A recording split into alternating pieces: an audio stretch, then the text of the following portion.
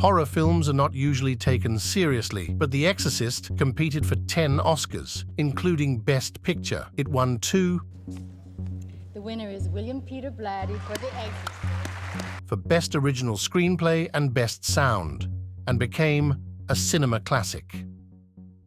In the 1973 film The Exorcist, a 12-year-old girl begins to experience drastic changes in behavior. Her mother seeks help in science and is unable to solve her daughter's problem. Everything indicates that the girl is suffering from demonic possession, and as a last resort, the mother asks a priest for help. This is what we see at first glance. Now, what you didn't see in The Exorcist. The Exorcist is a conservative film. William Peter Blatty wrote the book on which the film is based.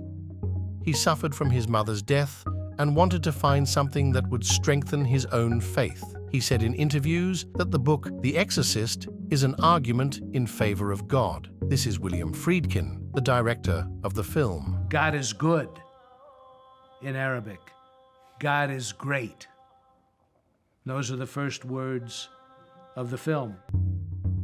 As in all horror films, the family at the heart of the story is incomplete. The father is missing here and even forgets to call his daughter on her birthday. A family without a father.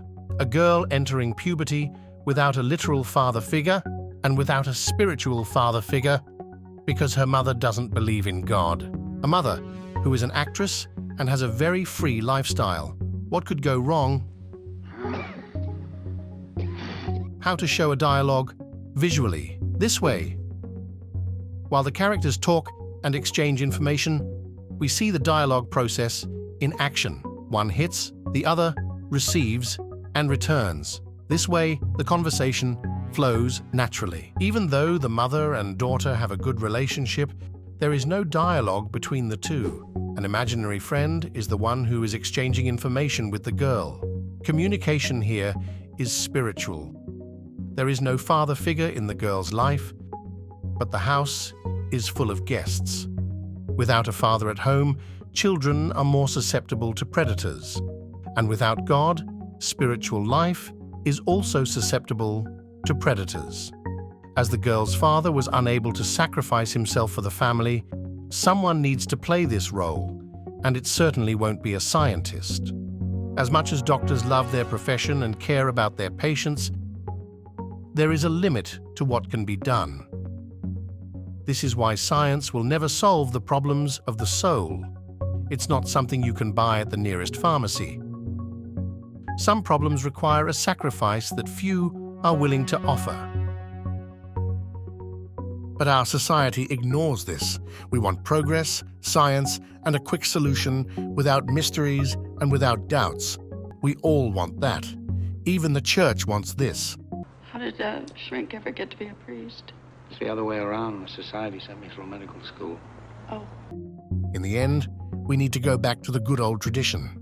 First, the oldest priest dies in place of the girl's father. Afterwards, the youngest priest receives the evil spirit. He almost does something bad to the girl, but he prefers to throw himself out the window.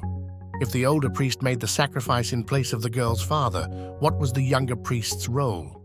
To answer this question, it is necessary to note what the most disturbing scene in the film is. Pay attention to this scene, which is so simple, it goes unnoticed. What's for dessert? With just one sentence and one scene cut, the director manages to send a shiver down my spine.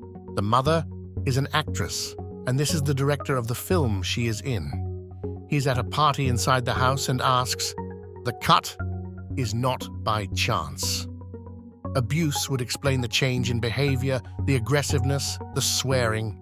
But there's more. When the investigator goes to the house, it is to find out about the director's death. He was found on the stairs, right behind the girl's room, and he was found with his neck turned backwards.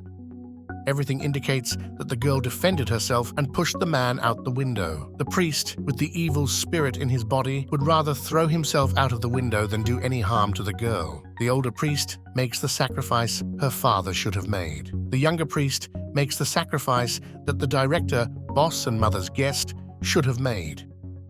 The combination of the two sacrifices is responsible for the cure.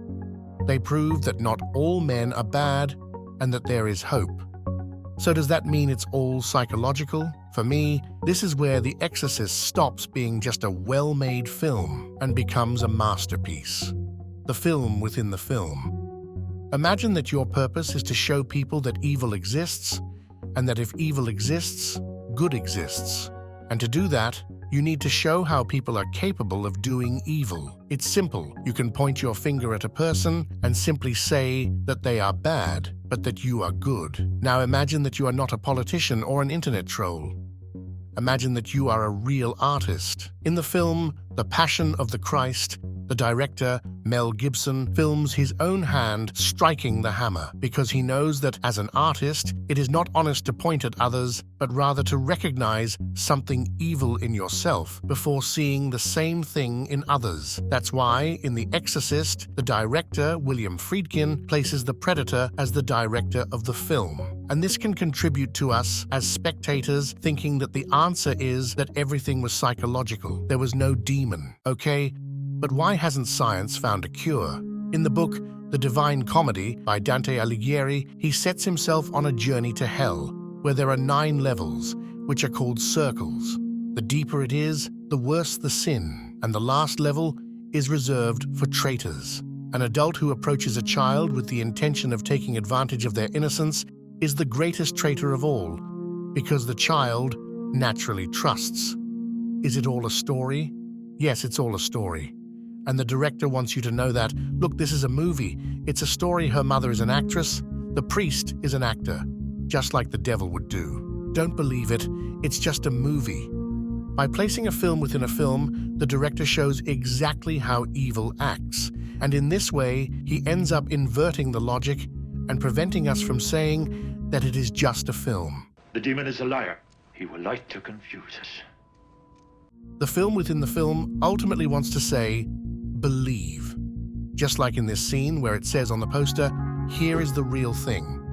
The Exorcist is not just a film, it is a work of art, which will survive time, which will show good and evil, tradition, and values. The film is not preachy, it does not destroy the characters who do not believe in God, and it does not mock science either. It just puts things in their rightful place and shows that there are many paths, but only one is capable of saving. If you are new here, please subscribe. Did you like the video? Leave your like.